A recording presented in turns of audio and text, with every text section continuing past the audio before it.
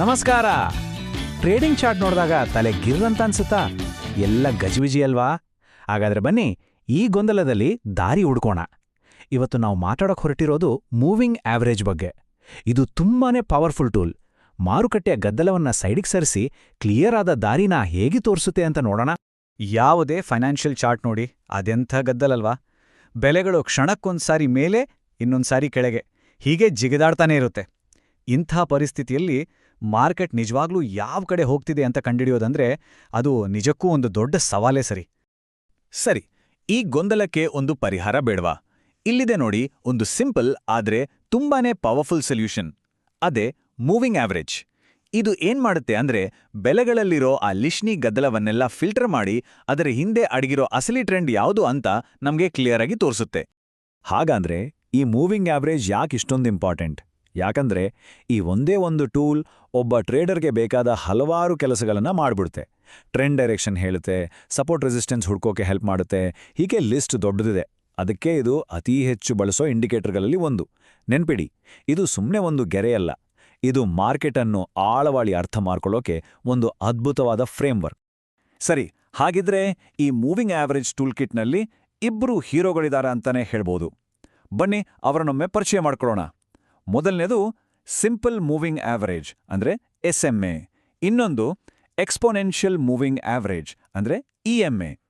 ಇವೆರಡರ ವ್ಯತ್ಯಾಸ ಏನು ಅಂತ ನೋಡಿ, SMA ಅನ್ನೋದು ಒಬ್ಬ ಸ್ಟ್ರಾಟಜಿಸ್ಟ್ ಥರ ನಿಧಾನ, ಸ್ಥಿರ, ಲಾಂಗ್ ಟರ್ಮ್ ಪಿಕ್ಚರ್ ಕೊಡುತ್ತೆ.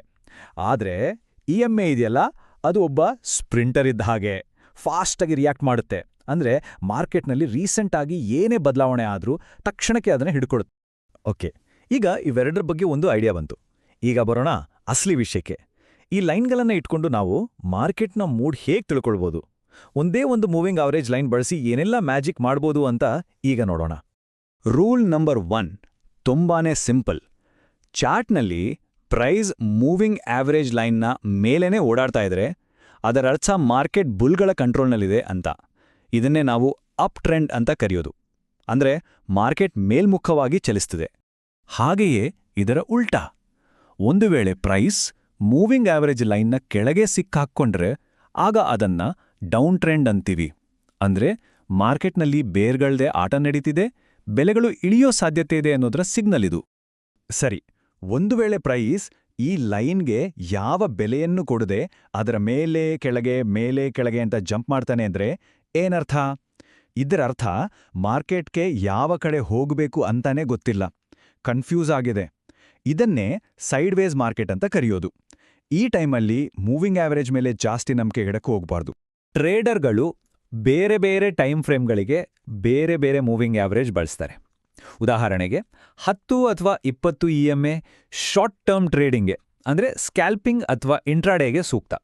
50 EMA ಇದೆಯಲ್ಲ, ಅದು ಮಿಡಲ್ ಟರ್ಮ್ ಟ್ರೆಂಡ್ ಹೇಳುತ್ತೆ.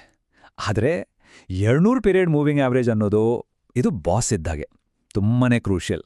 ಇಡೀ ಮಾರ್ಕೆಟ್ ದೊಡ್ಡ ಇನ್ವೆಸ್ಟರ್ಗಳು ಕೂಡ ಇದನ್ನೇ ನೋಡ್ತಾ ಇರ್ತಾರೆ. ಯಾಕಂದ್ರೆ ಅದು ಲಾಂಗ್ ಟರ್ಮ್ ಟ್ರೆಂಡ್ನ ಅಸಲಿ ಡೈರೆಕ್ಷನ್ ತೋರಿಸುತ್ತೆ. ಒಂದು ಲೈನ್ ಇಷ್ಟೆಲ್ಲ ಕತೆ ಹೇಳ್ತೆ ಅಂದಮೇಲೆ ಯೋಚನೆ ಮಾಡಿ, ಒಂದು ಫಾಸ್ಟಾಗಿ ಓಡೋ ಲೈನ್, ಇನ್ನೊಂದು ನಿಧಾನವಾಗಿ ಬರೋ ಲೈನ್. ಇವೆರಡೂ ಒಂದಕ್ಕೊಂದು ಡಿಕ್ಕಿ ಹೊಡೆದಾಗ ಏನಾಗ್ಬೋದು? ಹೌದು, ಅಲ್ಲಿಂದನೇ ಒಂದು ಹೊಸ ಅಧ್ಯಾಯ ಶುರುವಾಗತ್ತೆ. ಅದನ್ನೇ ನಾವು ಕ್ರಾಸ್ ಓವರ್ ಅಂತ ಹೇಳೋದು. ಇದು ಸುಮ್ಮನೆ ಎರಡು ಲೈನ್ ಸೇರೋದಲ್ಲ, ಇದು ಮಾರ್ಕೆಟ್ನಲ್ಲಿ ಒಂದು ದೊಡ್ಡ ಟರ್ನಿಂಗ್ ಪಾಯಿಂಟ್ ಬರಬಹುದು ಅನ್ನೋದರ ಮುನ್ಸೂಚನೆ. ಟ್ರೇಡಿಂಗ್ ಜಗತ್ತಿನ ಬಹುತೇಕ ಕ್ಲಾಸಿಕ್ ಬೈ ಮತ್ತು ಸೆಲ್ ಸಿಗ್ನಲ್ಗಳು ಹುಟ್ಕೊಳ್ಳೋದೇ ಈ ಕ್ರಾಸ್ ಓವರ್ಗಳಿಂದ. ಇದರಲ್ಲಿ ಮೊದಲನೆಯದು ಗೋಲ್ಡನ್ ಕ್ರಾಸ್. ಕೇಳೋಕೆ ಚೆನ್ನಾಗಿದೆ ಅಲ್ವಾ? ಇದು ಯಾವಾಗತ್ತೆ ಅಂದ್ರೆ ಫಾಸ್ಟಾಗಿರೋ 50 MA ಸ್ಲೋ ಆಗಿರೋ 200 MA ಲೈನನ್ನ ಕ್ರಾಸ್ ಮಾಡಿ ಅದರ ಮೇಲೆ ಹೋದಾಗ. ಇದು ಸಂಭವಿಸಿದ್ರೆ ಮಾರ್ಕೆಟಲ್ಲಿ ಒಂದು ಹೊಸ ಜೋಶ್ ಶುರುವಾಗಿದೆ, ಅಪ್ಕಂಡ್ ಸ್ಟಾರ್ಟ್ ಆಗೋ ಲಕ್ಷಣ ಇದು ಅಂತ ಅರ್ಥ. ಇದೊಂದು ತುಂಬಾನೇ ಸ್ಟ್ರಾಂಗ್ ಬೈ ಸಿಗ್ನಲ್. ಇದರ ತದ್ವಿರುದ್ಧ ಡೆತ್ ಕ್ರಾಸ್. ಹೆಸರೇ ಹೇಳೋ ಹಾಗೆ ಇದು ಅಷ್ಟು ಒಳ್ಳೆ ಸೈನ್ ಅಲ್ಲ. ಇಲ್ಲಿ ಏನಾಗುತ್ತೆ ಅಂದ್ರೆ ಫಾಸ್ಟ್ ಆಗಿರೋ 50 MA ಸ್ಲೋ ಆಗಿರೋ 200 MA ಲೈನನ್ನ ಕ್ರಾಸ್ ಮಾಡಿ ಕೆಳಗಿಳಿದ್ಬಿಡುತ್ತೆ. ಇದು ಮಾರ್ಕೆಟ್ ವೀಕ್ ಆಗ್ತಿದೆ, ಬಹುಶಃ ಒಂದು ದೊಡ್ಡ ಡೌನ್ ಟ್ರೆಂಡ್ ಬರಬಹುದು ಅನ್ನೋದರ ಎಚ್ಚರಿಕೆಯ ಗಂಟೆ. ಆದರೆ ಒಂದು ನಿಮಿಷ ನಿಲ್ಲಿ. ಮುಂದುವರಿಯೋ ಮುಂಚೆ ಒಂದು ರಿಯಾಲಿಟಿ ಚೆಕ್ ಮಾಡಲೇಬೇಕು. ನೋಡಿ, ಟ್ರೇಡಿಂಗ್ ಜಗತ್ತಿನಲ್ಲಿ ಯಾವತ್ತೂ ಯಾವುದೇ ಇಂಡಿಕೇಟರ್ 100% ಪರ್ಫೆಕ್ಟ್ ಆಗಿರಲ್ಲ. ಪ್ರತಿಯೊಂದಕ್ಕೂ ಅದರದೇ ಆದ ಮಿತಿಗಳಿರ್ತವೆ. ಹಾಗಾಗಿ ಮೂವಿಂಗ್ ಆವರೇಜ್ನ ಮಿತಿಗಳ ಬಗ್ಗೆನೂ ನಾವು ತಿಳ್ಕೊಳ್ಳೋದು ತುಂಬಾನೇ ಮುಖ್ಯ. ಇದರ ಅತಿ ದೊಡ್ಡ ಮಿತಿ ಏನೋ ಗೊತ್ತಾ? ಇದು ಒಂದು ಲ್ಯಾಗಿಂಗ್ ಇಂಡಿಕೇಟರ್. ಲ್ಯಾಗಿಂಗ್ ಅಂದ್ರೆ ಸ್ವಲ್ಪ ಲೇಟ್.